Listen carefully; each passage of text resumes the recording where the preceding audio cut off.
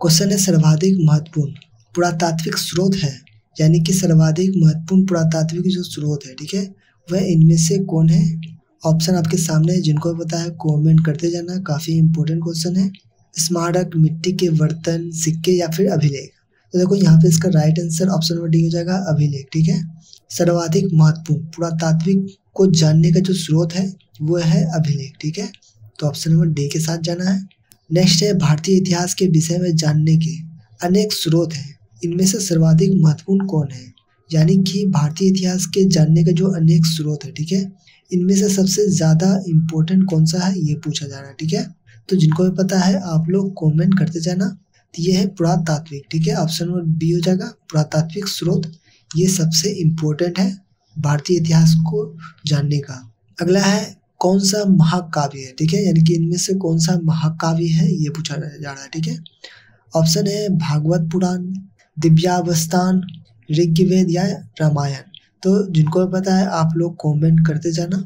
तो सबसे इम्पोर्टेंट जो महाकाव्य कहा जाता है, ठीक है, ये कहा जाता है रामायण को। ठीक है, ऑप्शन नंबर डी हो जाएगा, रामायण। नेक्स्ट है पुराणों की कुल संख्या है। देखो ये क्वेश्चन कई बार रिपीट हो चुका है, तो ध्यान रखना। ठीक है, पुराणों की कुल कितनी संख्या है आप लोग कमेंट कर जरूर बताओ।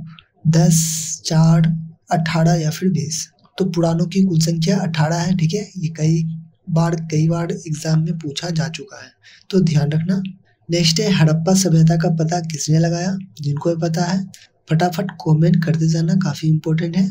तो हड़प्पा सभ्यता का जो पता लगाया है ये लगाया था रखालदास बनर्जी ने। ठीक है, रखालदास बनर्जी, ये भी नाम काफी इंपॉर्टेंट है।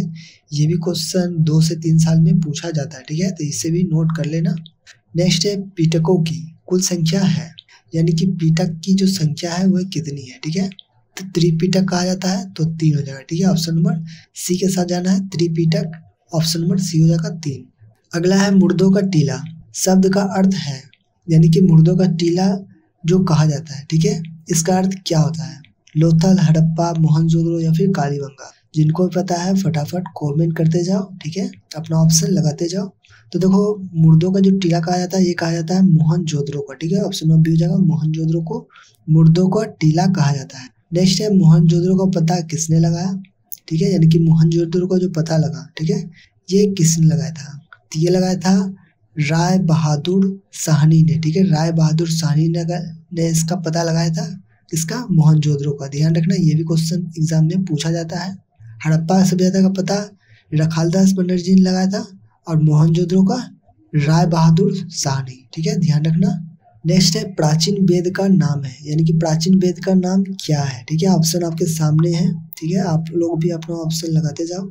तो देखो प्राचीन वेद का नाम ऋग्वेद के नाम से जाना जाता था। ठीक है, ऋग्वेद। ठीक है, ऑप्शन नंबर सी हो जाएगा। अगला है सिंधु सभ्यता के लोग निम्नलिखित में से किस पशुओं को अपरिचित थे, यानी कि नहीं जानते थे। ठीक है, कौन सा पशु थे जिसको सिंधु सभ्यता के लोग नहीं जानते थे। ऊंट, भैंस, बैल या फिर अश्व, यानी कि घोड़े। तो अश्व। ठीक है, ऑप्शन नंबर डी हो जाएगा, अश्व, घोड़े। अगला है सिंधु सभ्यता का स्वरूप था, यानी कि सिंधु सभ्यता का जो स्वरूप था वो कैसा था। ग्रामीण था, नगरीय था, आटविक था या फिर इनमें से कोई नहीं। तो सिंधु सभ्यता का जो स्वरूप था ये था नगरीय। ठीक है, ऑप्शन नंबर बी हो जाएगा, नगरीय। काफी इंपॉर्टेंट है, ये भी क्वेश्चन एग्जाम में पूछा गया है। ठीक है, तो ध्यान रखना, नोट डाउन कर लेना। अगला है ऋग्वैदिक कालीन प्रमुख राष्ट्र था। तो ऋग्वैदिक कालीन प्रमुख राष्ट्र था भारत था। ठीक है, भारत, ऑप्शन नंबर बी हो जाएगा। नेक्स्ट है औपरोप्य कहा गया है। तो औपरोप्य किसे कहा गया है ये बताना है। देखो ये वेदों को कहा जाता था। ठीक है, वेदों को। तो ऑप्शन नंबर ए हो जाएगा, वेदों को औपरोप्य कहा जाता था। ठीक है, अगला है अघन्या कहते हैं, यानी कि अघन्या किसे कहते हैं ये पूछा जा रहा है। ठीक है, गाय, बैल, अश्व या फिर मनुष्य। तो और धन्या कहते थे गाय को। ठीक है, अधन्या। ठीक है, कामधेनु, धन्या, ये सब गाय को कहा जाता था। अगला है महात्मा बुद्ध स्वयं थे, यानी कि महात्मा बुद्ध जो थे वह क्या थे। ठीक है, कोल्य, शाक्य, लिच्छवी या फिर अवंती। तो महात्मा बुद्ध जो स्वयं थे ये थे शाक्य। ठीक है, ऑप्शन में ए हो जाएगा, शाक्य। नेक्स्ट है महात्मा बुद्ध कालीन महाजन पदों की संख्या थी। तो महात्मा बुद्ध कालीन में जो महाजन पदों की संख्या थी ये थी 16। ठीक है, 16। ठीक है, ऑप्शन नंबर डी हो जाएगा, 16। चलो नेक्स्ट है वैदिक सभ्यता थी, तो वैदिक सभ्यता कैसी थी? नगरीय, ग्रामीण, शिकारी या फिर आर्टविक? देखो ये भी क्वेश्चन काफी इंपॉर्टेंट है, एग्जाम में पूछे जाने का चांस है, ठीक है, तो नोट डाउन करते जाना। तो वैदिक जो सभ्यता थी ये थी ग्रामीण थी, ठीक है, ऑप्शन नंबर बी हो जाएगा ग्रामीण। अगला है सर्वाधिक शक्तिशाली राजतंत्र था, तो सर्वाधिक शक्तिशाली राजतंत्र कौन सा था? ठीक है, तो ये था मगध, ठीक है, सर्वाधिक शक्तिशाली राजतंत्र जो कहा जाता था मगध को कहा जाता, ठीक है, ऑप्शन नंबर सी हो जाएगा। नेक्स्ट है मंत्री परिषद के अधिकारी थे, तो मंत्री परिषद के अधिकारी कैसे थे? ये थे ब्राह्मण, ठीक है, ब्राह्मण थे मंत्री परिषद के अधिकारी, तो ऑप्शन नंबर ए के साथ जाना है। नेक्स्ट है प्राचीन भारत के धार्मिक आंदोलन का युग किस शताब्दी को माना जाता है? ठीक है, चौथी, पांचवी, छठी या फिर सातवीं? फटाफट कमेंट करो, काफी इंपॉर्टेंट है। तो प्राचीन भारत के धार्मिक आंदोलन के युग जो शताब्दी माना जाता है ये छठी शताब्दी माना जाता है, ठीक है, ऑप्शन नंबर सी के साथ जाना है। नेक्स्ट है राजा का पद होता था, तो राजा का पद कैसा होता था? ये होता था पैतृक, यानी कि पिता का, ठीक है, पैतृक होता था, ऑप्शन नंबर बी के साथ जाना है।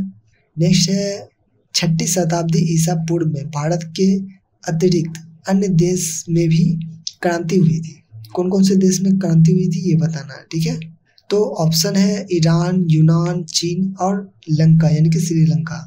तो छठी शताब्दी पूर्व में भारत के अतिरिक्त जो अन्य देश में क्रांति हुई थी यह थी श्रीलंका, ठीक है, ऑप्शन नंबर डी हो जाएगा श्रीलंका।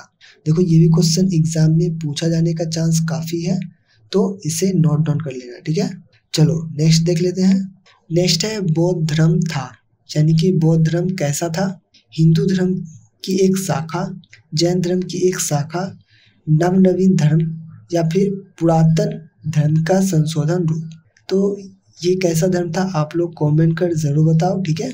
तो बौद्ध धर्म जो था वो था पुरातन धर्म का संशोधन रूप, ठीक है, ऑप्शन नंबर डी हो जाएगा। अगला है पार्श्वनाथ किस राज्य के राजकुमार थे? ठीक है, यानी कि पार्श्वनाथ किस राज्य के राजकुमार थे? तो ये थे वाराणसी के, ठीक है, ऑप्शन नंबर बी हो जाएगा, वाराणसी के ये राजकुमार थे, कौन? पार्श्वनाथ, ठीक है। देखो ये भी क्वेश्चन एग्जाम में पूछे जाने का चांस है, तो इसे नोट डाउन कर लेना, ठीक है।